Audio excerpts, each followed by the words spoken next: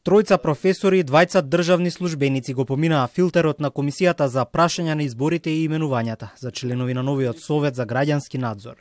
За останатите 2 места ќе се распишува нов оглас.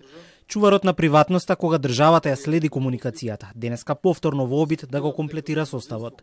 На крајот на 2024 година, Комисијата за избори и именувања даде своји предлози, но тогаш помина рокот и на пленарна седница не беа изгласани имињата кои го поминаа филтерот, а имаше и критики дека дел од кандидатите се со партиско минато.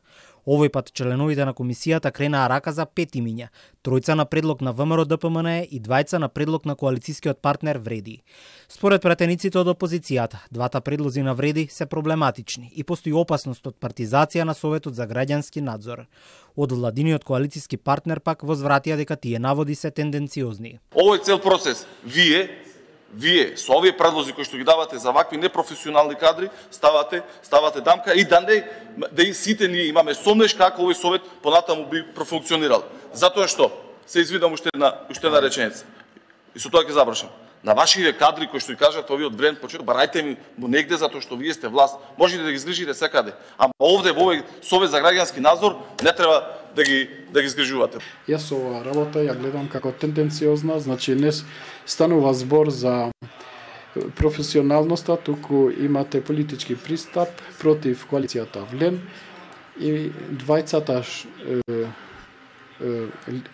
што ги предложив, јас не ги знам лично, но тие се избрани во листата каде што конкурирале. Минатиот пат единствен член од академската заедница беше професорката од Факултетот за безбедност Катерина Крстевска-Савовска.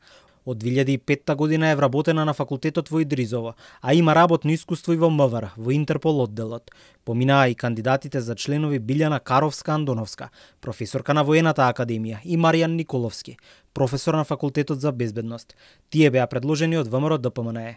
Кандидатот предложен од Вреди, Неат Дураку, се кандидирал како член од невладиниот сектор, но неговото име се наоѓа и на веб страницата на Министерството за социјална политика, демографија и млади, како раководител на одделение за превод и лекторирање, што тој го нема наведено како работен ангажман во својата биографија. Од 2017 година досега е председател на Институтот за истражување на политики и добро владење. На последните избори бил заменик член на избирачки одбор во Сарај. Кандидатката натира Дика Крлуку како дел од своето работно искуство во биографијата. Има наведено дека од 2023 година досега работи во јавното претпријатие за државни патишта. Во својата кандидатура за членка на Советот навела дека е со докажано искуство во телекомуникацијската индустрија.